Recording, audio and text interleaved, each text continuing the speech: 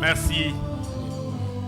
Merci Seigneur de nous laisser encore et encore ce jour, cette opportunité d'accéder librement dans le couloir de ta gloire. Béni sois-tu d'être encore disponible ce matin sur ton trône de gloire et de répandre ton esprit, le Saint-Esprit sur nous. Honneur, louange, magnificence te soit rendue à toi et à toi seul. Dans le nom de Yoshua Mashiach, que nous avons prié. Est-ce que le peuple de Dieu peut acclamer les seigneurs? Est-ce qu'on peut acclamer les seigneurs? Est-ce que quelqu'un peut pousser des cris de joie? Est-ce que quelqu'un peut pousser des cris de joie? Des cris de joie.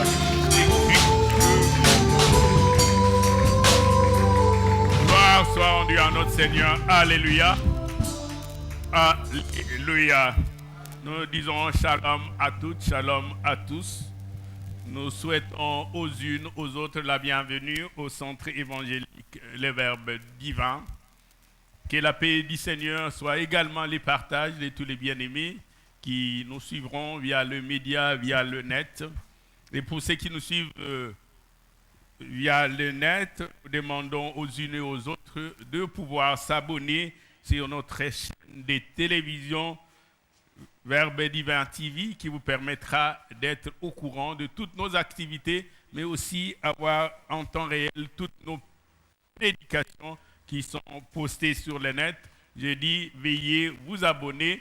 Vous allez sur YouTube, chercher Verbe Divin TV et vous cliquez la cloche, vous puissiez vous abonner pour que nous soyons toujours ensemble. Alléluia. Dis ça à ton voisin, demande-lui est-ce que tu es déjà abonné? Verbe Divin TV, pose-lui la question, est-ce que tu es déjà abonné? S'il n'est pas encore, dis-lui, c'est le temps de pouvoir t'abonner. Verbe Divin TV. Et en ce jour, nous proposons 3 textes de lecture. Le premier texte, nous le tirons du livre du psaume, le 27e chapitre, un psaume attribué à David, le psaume chapitre 27. Nous allons lire du 1er au 3e verset. Nous prendrons le livre des Proverbes, le 22e chapitre. Nous lirons du 17e au 19e verset. Proverbes, chapitre 22, du 17e au 19e verset. Et nous prendrons un livre historique, le deuxième livre de Rois, chapitre 18, de Rois, chapitre 18. Nous lirons du 17e au 20e verset, de Rois, chapitre 18, du 10e au 20e verset. Si vous êtes d'accord avec moi, je pourrais lire. Est-ce que vous permettez que je puisse lire? Je voudrais alors lire le psaume 27 à partir du 1er verset. La Bible dit « L'Éternel est ma lumière et mon salut. L'Éternel est ma lumière, l'Éternel est mon salut. De qui aurais-je crainte? L'Éternel est le soutien de ma vie. De qui aurais-je peur? Quand de méchants s'avancent contre moi pour dévorer ma chair, ce sont mes persécuteurs et mes ennemis qui chancellent et qui tombent. Si une armée s'est campée contre moi, mon cœur n'aurait aucune crainte. Si une guerre s'est levée contre moi, j'y serai malgré cela plein de confiance. Proverbe 22, du 17e au 19e verset. un texte assez particulier, parce que les textes ici des Proverbes utilisent un langage direct, comme s'il s'entretenait avec chacun de nous. Et vous allez vous rendre compte qu'il utilise la deuxième personne du singulier pour s'adresser à chacun parmi nous. Prête l'oreille et écoute les paroles de sage. Applique ton cœur à ma science. Applique ton cœur à ma science. Car il est bon que tu le gardes au-dedans de toi. Qu'elle soit toute présente sur tes lèvres, afin que ta confiance repose sur l'Éternel. Je veux t'instruire aujourd'hui. Oui, toi, je vais t'instruire aujourd'hui. Oui, toi. 2 Rois 18, du 17e verset au 20e, la Bible dit, le roi d'Assyrie envoya de Lachis à Jérusalem vers le roi Ézéchias. Il envoya Tartan, Rabsaris et Rabshakeh avec une puissante armée. Ils montèrent et ils arrivèrent à Jérusalem. Lorsqu'ils furent montés et arrivés, ils s'arrêtèrent à l'aqueduc de l'étang supérieur sur les chemins du champ de Foulon. Ils appelèrent le roi. Quel cul. Et Eliakim, fils de Hilkija, chef de la maison du roi, s'est rendu auprès d'eux avec Shebna, le secrétaire, et Joach, fils d'Azaph, l'archiviste. Verset 19. Rabshakeh leur dit, dites à Ézéchias, ainsi parle le grand roi, le roi d'Assyrie. Quelle est cette confiance sur laquelle tu t'appuies? Tu as dit, il faut pour la guerre de la prudence et de la force. Mais ce ne sont que des paroles en l'air. En qui donc as-tu placé ta confiance pour t'être révolté contre moi? On peut acclamer la parole du Seigneur. Le thème que je m'en vais nous proposer aujourd'hui est intitulé « Sur quoi repose ta confiance ?» Sur quoi repose ta confiance? Dans le texte du psaume de David, David parle avec une certitude, une conviction profonde. Il a une assurance inébranlable. Il ne craint rien.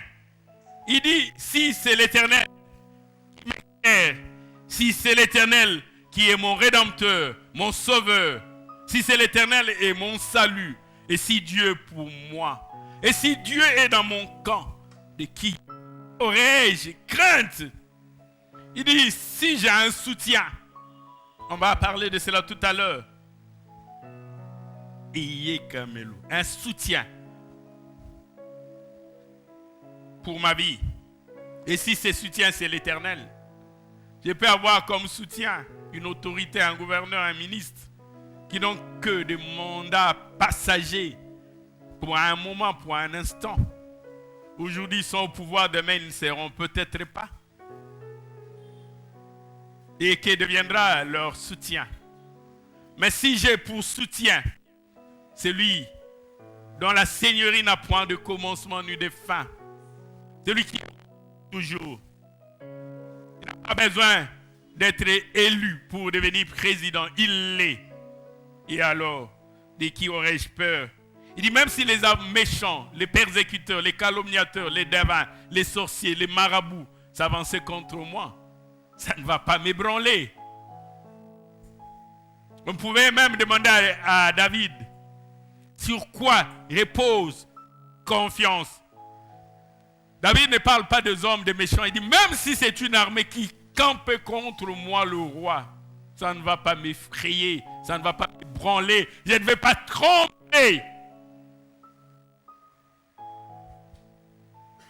Il dit, mon cœur n'aurait aucune crainte. Et il dit, j'essaierai, malgré toute l'adversité, malgré l'opposition, malgré les combats, la médisance, la méchanceté des hommes, leur calomnie. Ils peuvent s'élever pour me faire la guerre. Ils ne vont pas m'ébranler. Il dit à la fin du verset 3, je serai malgré tout, malgré les circonstances, malgré les événements, malgré l'adversité, j'aurai toujours confiance en Dieu. Mais sur quoi peut reposer une telle confiance?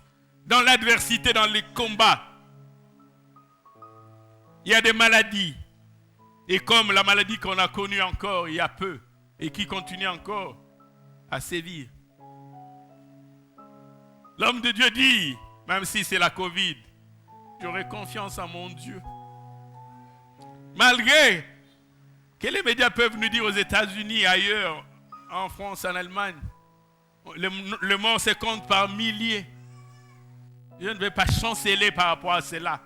Je serai malgré tout plein de confiance. Mais sur quoi peut reposer une telle confiance? On te dit la guerre vient, tu es confiant. On te dit la maladie est là, il y a une pandémie, tu es confiant.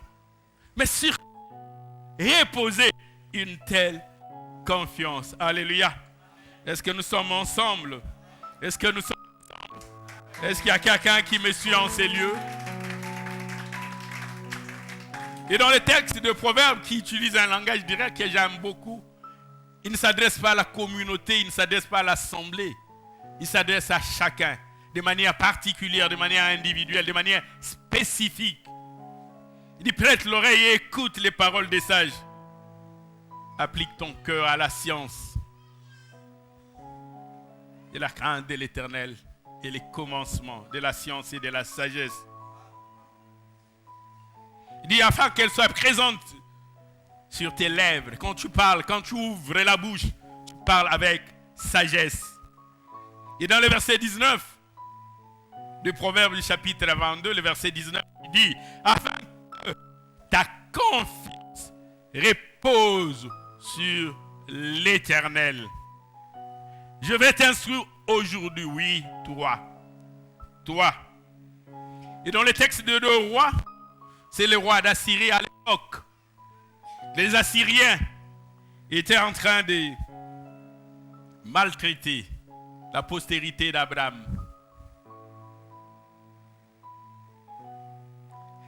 Et Ézéchias était roi de Juda et il régnait à Jérusalem. Et le roi d'Assyrie qui était à Lachish va envoyer des gens. On parle de Tartan. On parle des Rapsaris et des Rapsakés. On pense que ce ne sont même pas de noms, mais ce sont des qualificatifs. D'autres marques disent ce sont des types ou des marques de distinction. Avec une puissante armée. Le puissant, le vaillant, celui qui a servicé, ne comprenait pas comment celui qui était asservi puisse se révéler, puisse se relever la tête. La logique, c'est qu'il devait marcher la tête baissée, le dos courbé.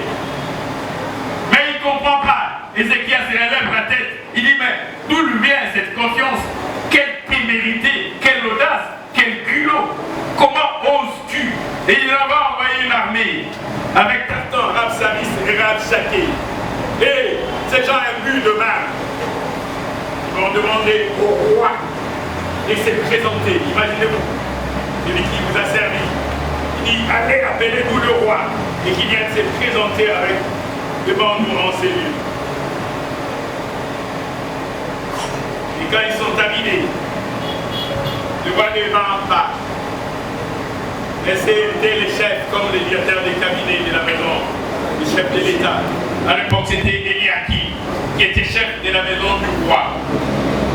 Il s'est rendu auprès de Rapsaké, Rapsaris et Tartan.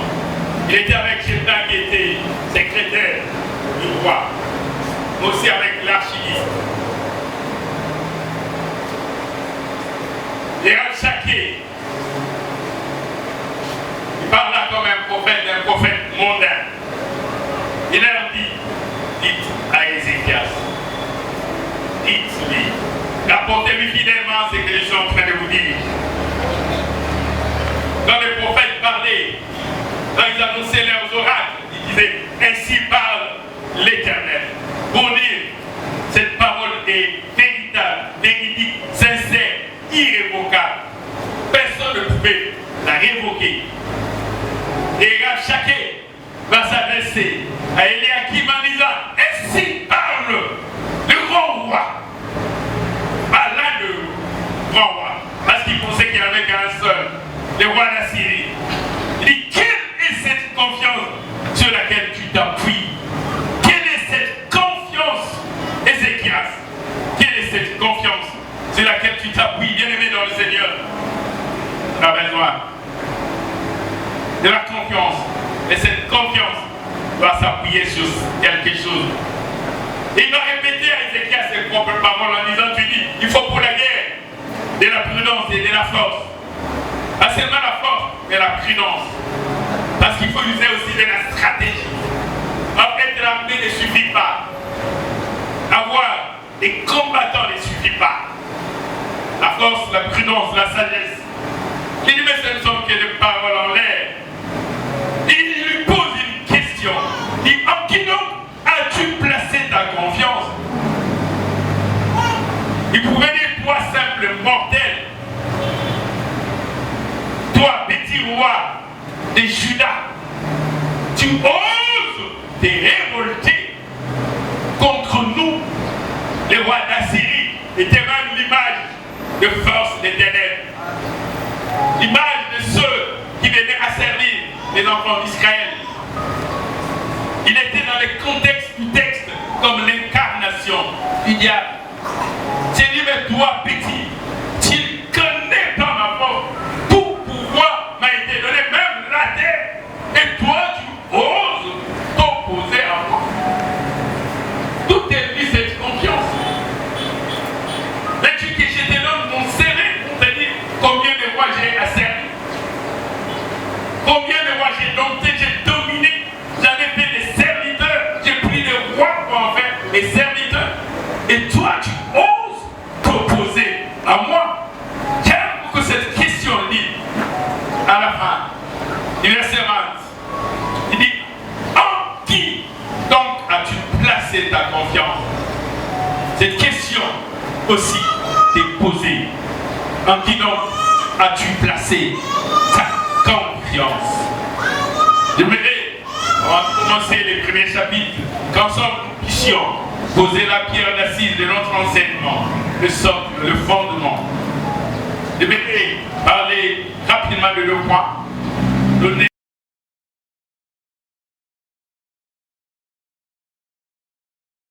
mais aussi donner nos objectifs pour enfin commencer les premiers points de notre enseignement. Les termes clés, c'est la confiance. La confiance, un sentiment de sécurité, d'assurance, d'espérance ferme, qui est inspiré, qui découle de l'attachement à quelqu'un, par quelqu'un ou à quelque chose. Vous pouvez posséder de l'argent, et parce que vous possédez de l'argent, ça vous donne une certaine assurance. Aussi, c'est la certitude ou la conviction profonde. Aussi, l'optimisme. La confiance, donc, c'est un sentiment de sécurité, peut se reposer sur quelqu'un. Il dit, le chef d'état-major, c'est mon frère. Qu'un militaire ne peut m'arrêter. Il suffit qu'il ose, je vais l'appeler. Cette confiance-là repose sur quelqu'un. Moi aussi, ça peut reposer sur le bien périssables. Tu as des chiens de garde, une parcelle clôturée, tu as mis des fils barbelés, tu as mis des caméras tout autour, des caméras de surveillance. Tu as mis des détecteurs de présence. Il suffit qu'une présence se manifeste, ça enclenche un signal. Et j'ai un système de sécurité infaillible. Et tu dis, à cause de cela, je peux dormir en paix. L'assurance. La Bible nous parle du patriarche Abraham. Un homme qui est considéré comme étant le père de la foi.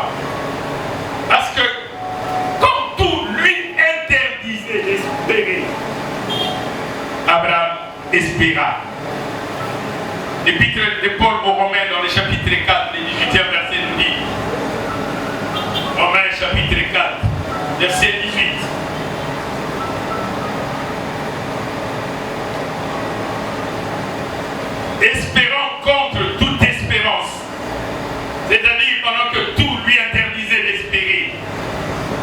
Abraham crut. Abraham espéra. En sorte qu'il devint père d'un grand nombre de nations.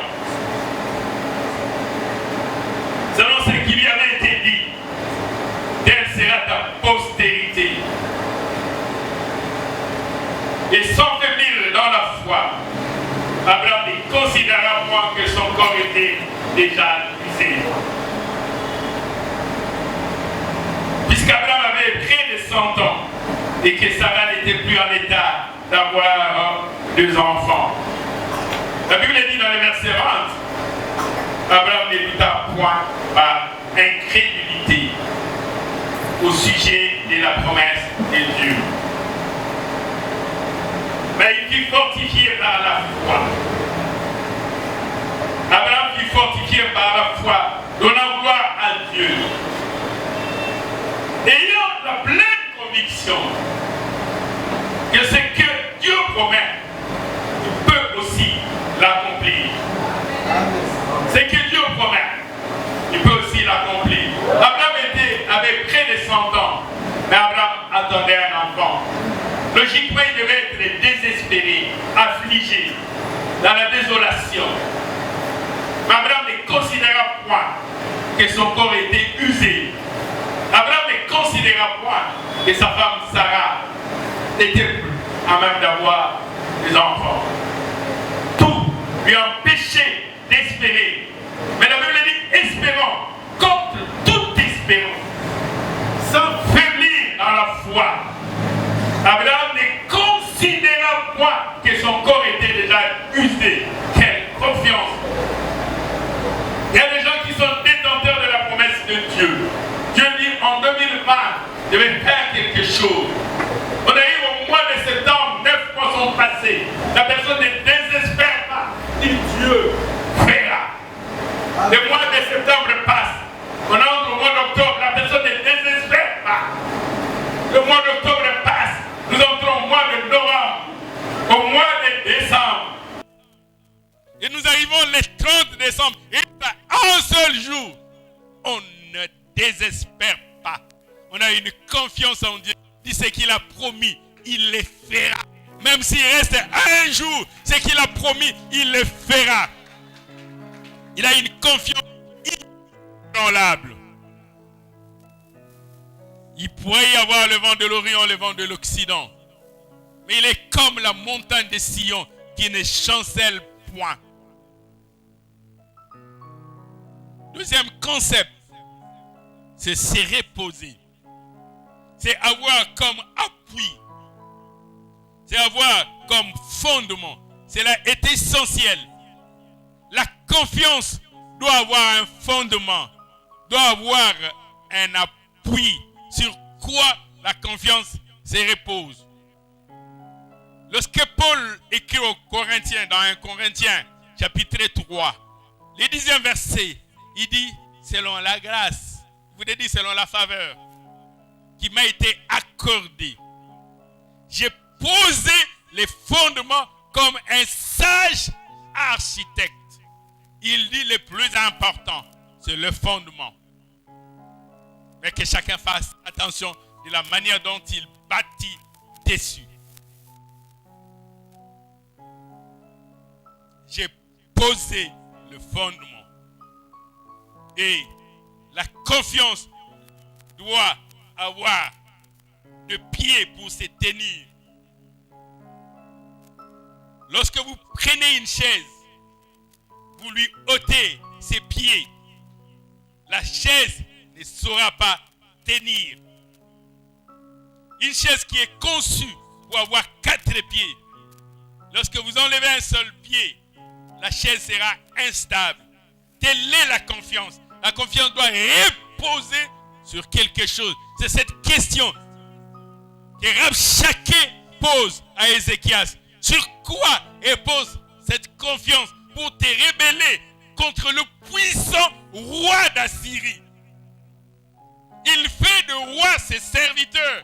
Il ne prend pas de roi pour en faire des généraux. Il capture des rois, il les amène dans sa maison.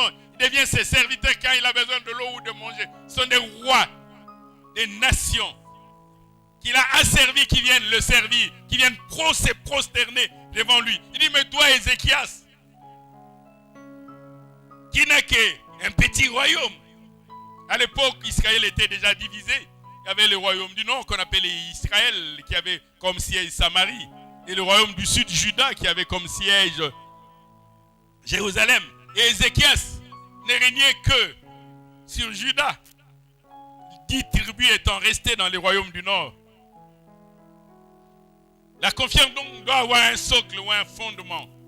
C'est-à-dire, vous allez voir des artistes qui peuvent vous produire n'importe quelle œuvre d'art. On peut vous faire un buste, votre monument. Mais pour tenir, il faut que cette œuvre ait un socle. On prend le buste, on le met sur un socle. Et de cette manière, ça peut tenir. Ça doit avoir ce qu'on appelle un piédestal ou un soubassement. Si on ne lui donne pas un socle, on va s'arranger pour que la partie inférieure soit suffisamment plate pour que l'œuvre puisse tenir. Parce que l'œuvre doit avoir un soubassement. Et la confiance doit avoir un soubassement. Et le soubassement le plus essentiel, c'est l'alliance de Dieu. C'est l'alliance de Dieu. Parce que Dieu se rappelle toujours de son alliance. Dieu se rappelle toujours. Psaume 105, verset 8, la Bible dit, Psaume 105, il se rappelle à toujours son alliance, ses promesses pour 1000 générations. Il se rappelle à toujours son alliance, ses promesses pour 1000 générations. Et lorsque votre confiance s'appuie, si vous êtes de la postérité d'Abraham, vous êtes en alliance avec Dieu, Dieu se rappelle toujours des promesses rattachées à son alliance. Les enfants d'Israël se sont retrouvés plus de 4 siècles en Égypte. Dieu se rappelle toujours de son alliance. Et Paul, lorsqu'il écrit aux Romains, dans son épître aux Romains, dans le 11e chapitre, le verset 29, il dit, car Dieu ne se répand pas de ses dons et de son appel. Dieu ne se répand pas de ses dons et de son appel. Je voudrais dire à quelqu'un, si tu as ça à l'esprit, ta confiance ne pourra jamais faiblir ni faillir. Parce que Dieu ne se répand pas de ses dons et de son appel. Alléluia.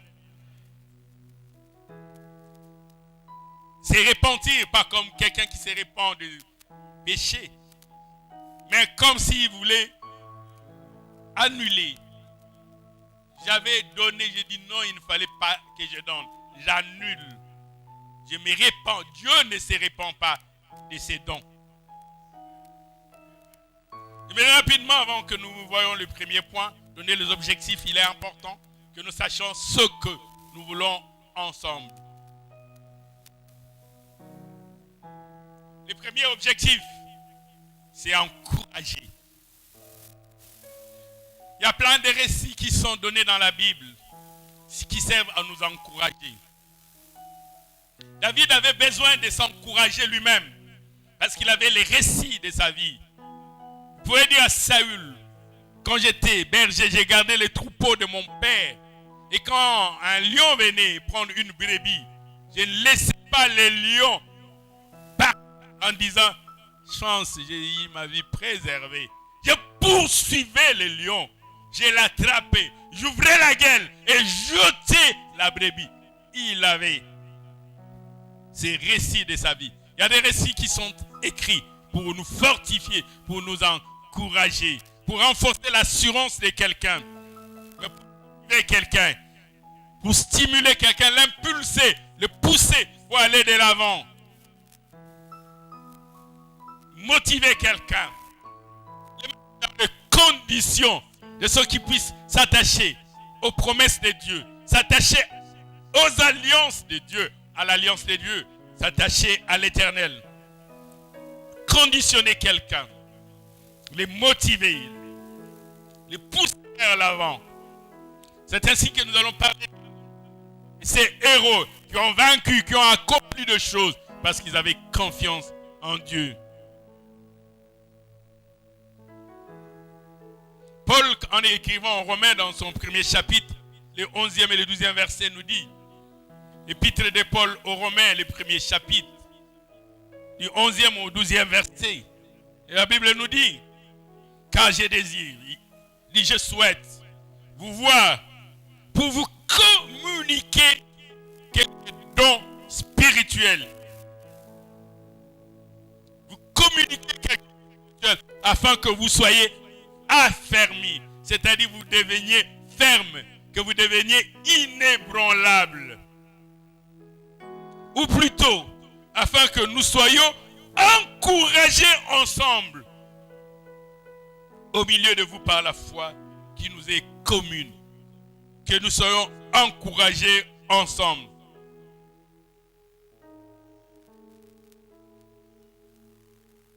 Nous avons besoin d'être encouragés. Quand une situation t'arrive, tu vas dire oui, cela est arrivé aussi à Paul. Et Paul s'en était sorti. Mais aussi nous souvenir de l'alliance de Dieu et de ses promesses, afin que notre foi soit ferme et inébranlable. Deuxième objectif, nous voulons nous éclairer, nous illuminer, rendre des choses plus aisées à comprendre qu'est-ce que Dieu souhaite pour nous, qu'est-ce qu'il désire.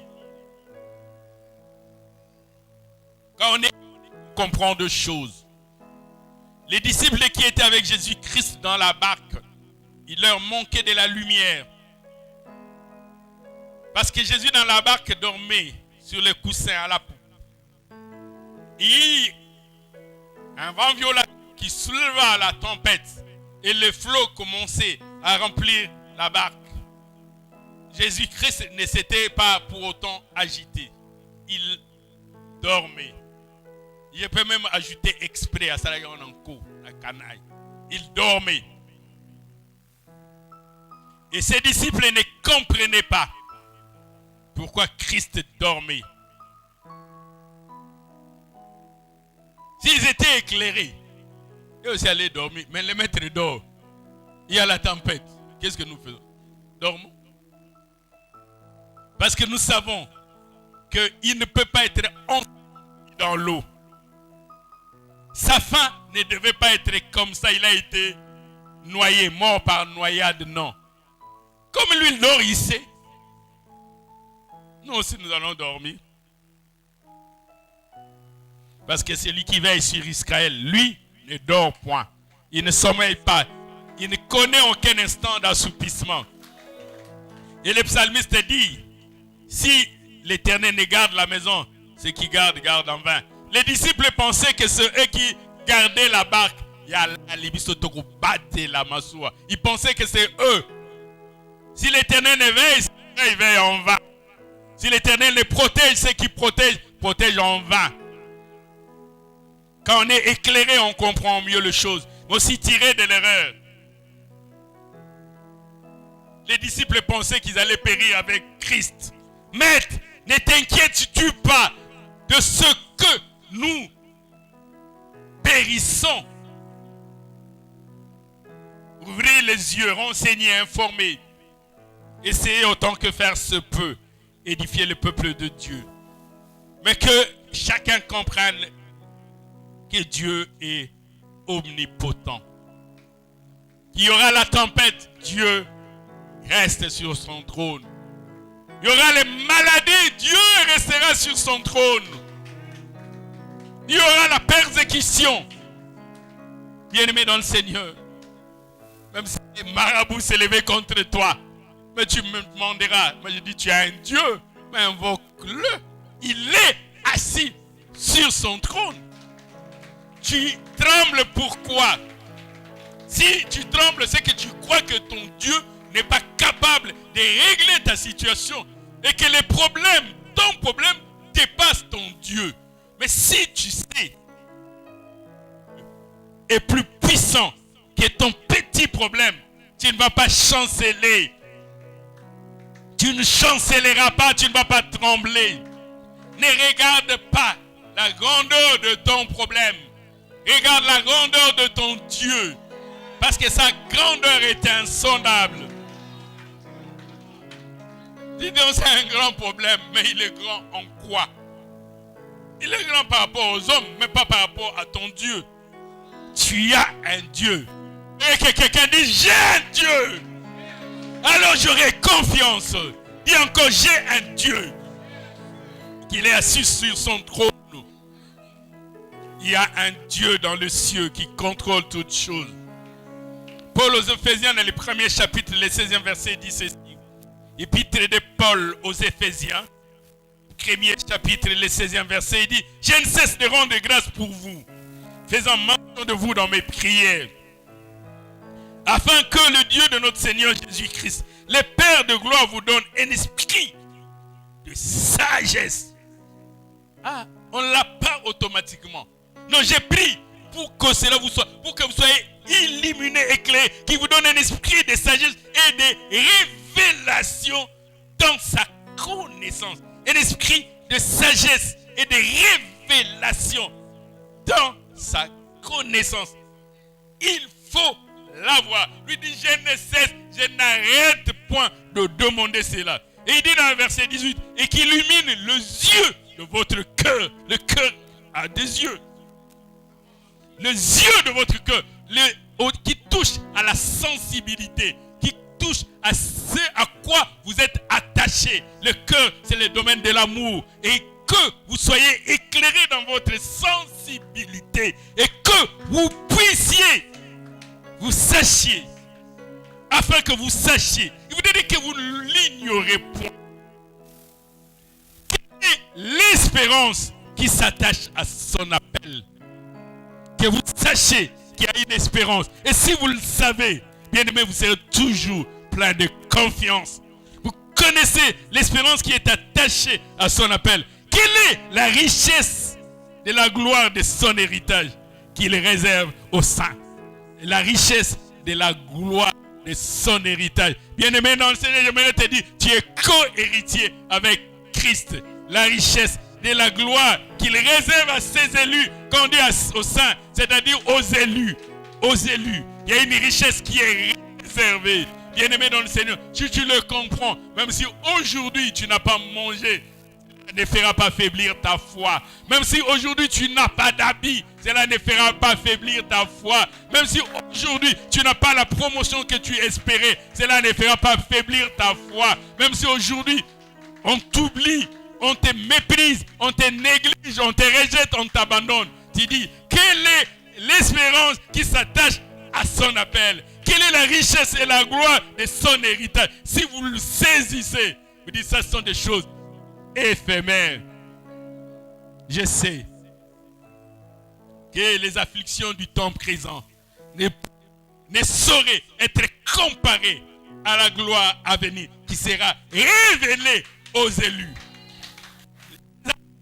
J'ai dit même les légères afflictions. Paul les minimise même en disant les légères, les minimes afflictions dérisoires, insignifiantes du temps présent ne pourraient être comparées. J'ai dit à quelqu'un, les légères afflictions du temps présent ne pourraient être comparées à la gloire à venir qui sera révélée pour nous. Ainsi que nous devons être confiants en notre Dieu.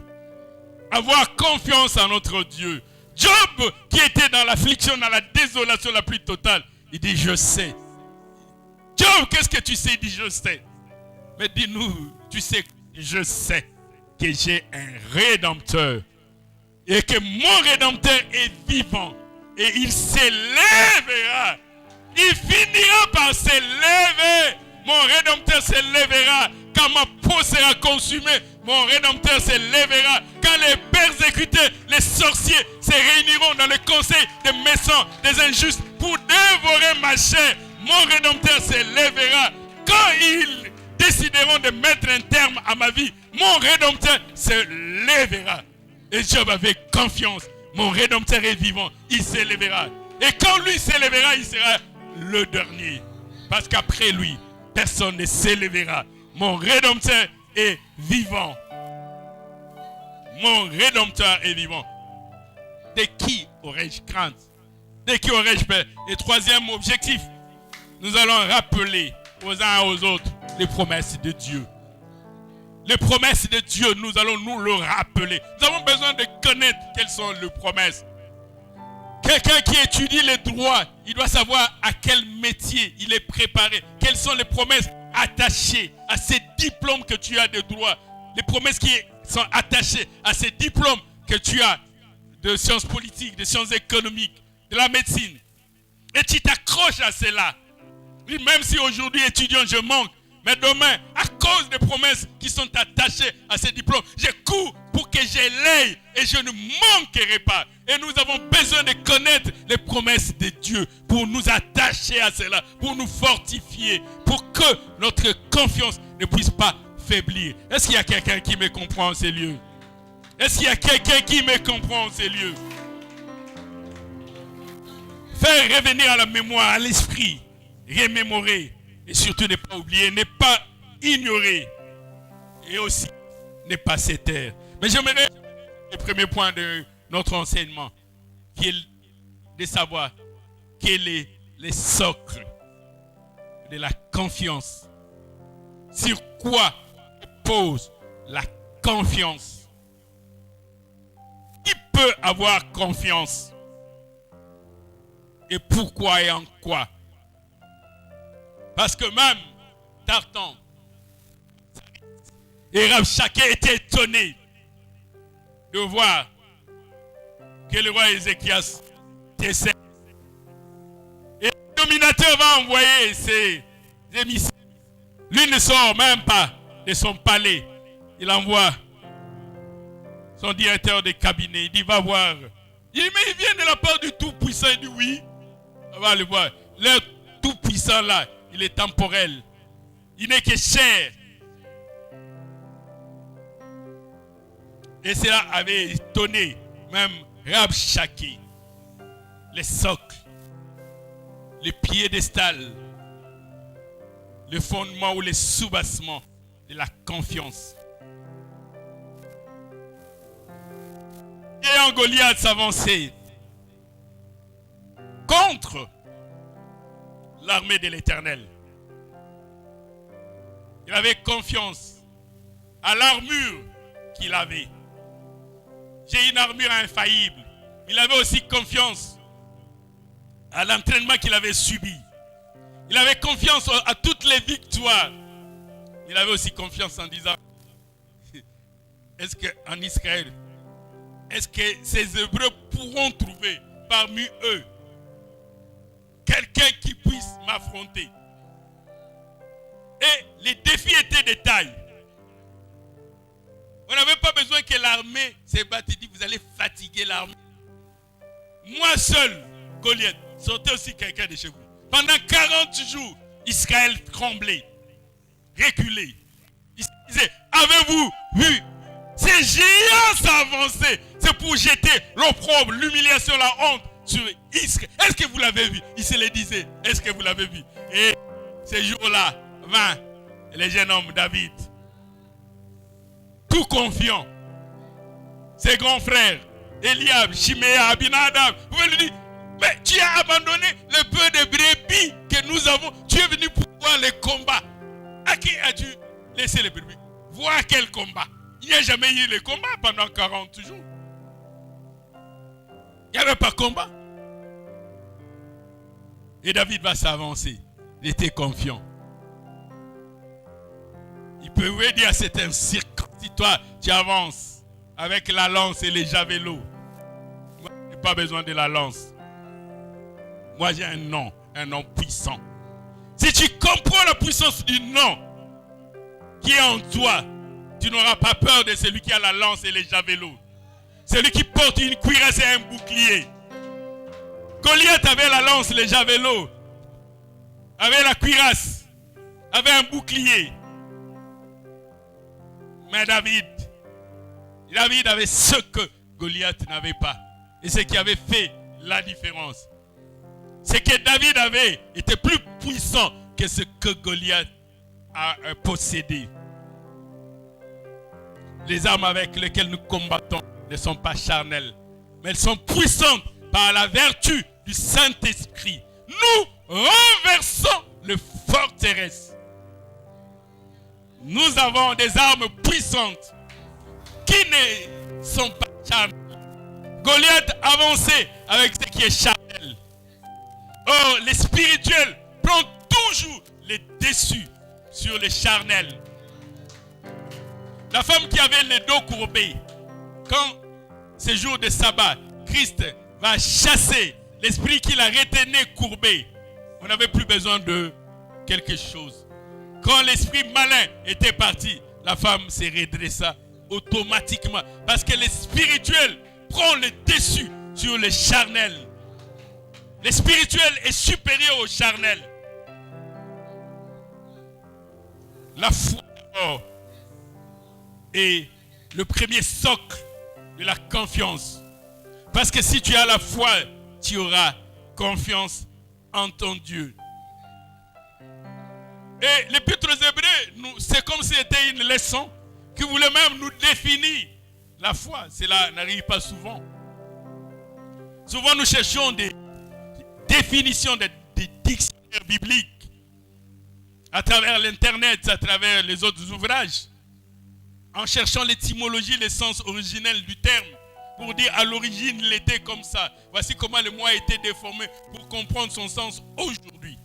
Mais pour que nous ne nous prenions pas assez mal cet exercice, l'Épître aux Hébreux nous définit la foi. Dans le chapitre 11, le premier verset dit, c'est une ferme assurance de choses. Une pleine assurance. Une démonstration de celle qu'on ne voit pas. C'est-à-dire on va dans le monde invisible. On prend ces choses que les hommes ne voient pas.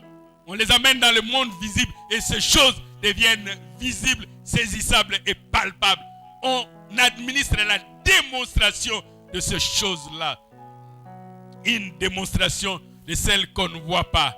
Et dans le verset 6 de Hébreux chapitre 11, il dit, or sans la foi, il est impossible d'être agréable à Dieu, parce qu'il est important que celui qui s'approche de Dieu commence d'abord par croire que Dieu existe, ensuite qu'il est le rémunérateur de ceux qui le cherchent. La première des choses, la foi.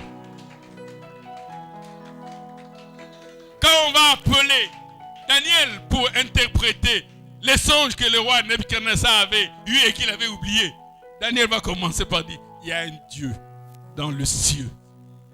Il y a un Dieu qui révèle les choses cachées. Parce qu'il sonde l'intérieur. Il sonde l'invisible. Il sonde l'esprit. Sans la foi. Et dans le verset 7, il dit, c'est par la foi que Noé, divinement averti des choses qu'on ne voyait pas encore.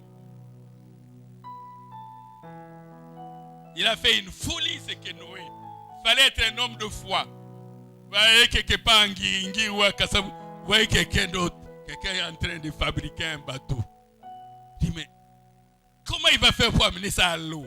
Au lieu d'aller au port, il fabrique les... Il y a des gens qui ne comprennent pas. Est-ce que vraiment il faut aller à l'école pour comprendre qu'on ne fabrique pas les bateaux ici? Ensuite, il va chercher à casser des maisons pour faire... Il va vers Terrain Bondo, il construit un bateau, et puis le bateau ne sait pas passer. Est-ce qu'il ne fallait pas qu'on lui dise? Divinement averti.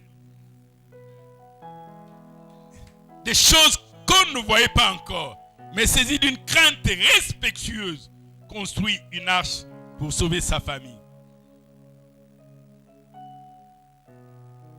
Et le verset 8 dit, c'est par la foi qu'Abraham, lors de son appel, obéit. Est parti pour un lieu qu'il devait recevoir en héritage et qui partit sans savoir où il allait. La Bible dit clairement vers la fin du verset 8 d'Hébreux chapitre 11. Dit Abraham partit sans savoir où il allait, comme un fou. Oui, Dieu m'a demandé d'aller. Où? Je ne sais pas. Abraham, est-ce que tu es sérieux? Il dit non, c'est Dieu qui m'a envoyé. Gloire soit rendue à notre Seigneur. J'aime bien le comportement de ces trois jeunes Hébreux. Michaël, Anania et Azaria, qu'on appelle d'après les noms babyloniens Shadrach, Meshach et Abednego. Ce jour-là, le roi Nebuchadnezzar va élever une statue. Et il demande à tout le monde de se prosterner devant la statue, d'adorer la statue qu'il a élevée, de considérer la statue comme étant Dieu. Et celui qui n'osera pas périra. Et donc, on va amener des instrumentalistes avec la trompette, les chalumeaux, la cornemuse, les psalterions, la sambuc. Et quand on joue l'instrument, tout le monde se prosterne. Mais il y avait trois jeunes Hébreux. Et ne se prosternez pas. On va faire rapport au roi. Le roi dit non, vous me racontez, mais je vais vivre cela en live. Daniel chapitre 3, verset 15. Nous lirons du 15e au 17e. Daniel chapitre 3, à partir du verset 15. Il dit, maintenant tenez-vous prêts. Et au moment où vous entendrez le son de la trompette, du chalumeau, de la guitare, de la sambuc, du psalterion, de la cornemuse et toutes sortes d'instruments, vous vous prosternerez et vous adorerez la statue que j'ai faite. Si vous ne l'adorez pas, vous serez jeté à l'instant le lendemain. Il n'y aura pas quelques jours d'appel. Au milieu d'une fournaise ardente. Et je pense que là où s'est trompé les rois, il va ajouter. Malheureusement, il va ajouter à la fin du verset 15. Est-ce que quelqu'un connaît ce que le roi avait ajouté? Qu'est-ce que quelqu'un connaît ce que le roi avait ajouté? Il dit, quel est le Dieu qui vous délivrera de ma main?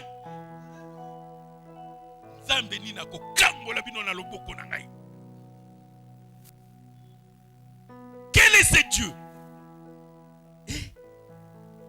Et tu oses t'attaquer à l'Éternel des armées, Elohim d'Israël.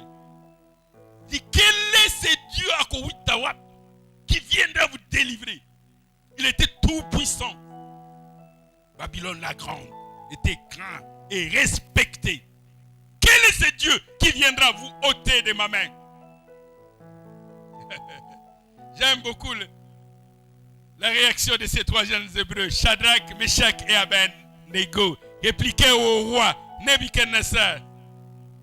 Nous n'avons pas besoin de te répondre là-dessus. Et, petit, c'est le roi, le grand, le puissant, le dominateur du monde.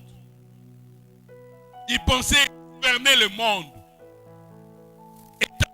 son royaume jusqu'aux extrémités de la terre. Il dit dans le verset 17, voici,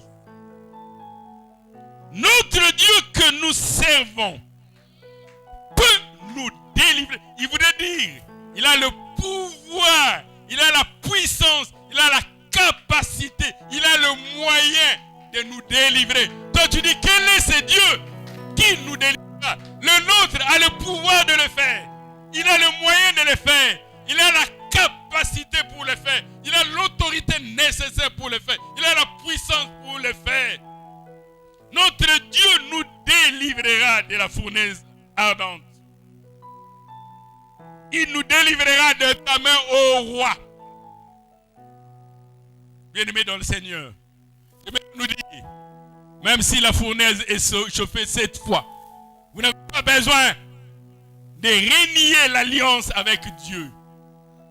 Vous n'avez pas besoin de vous baisser parce qu'un incirconcis a élevé le temps sur vous. Le Dieu que vous servez, il est puissant de vous délivrer de la fournaise ardente chauffée cette fois.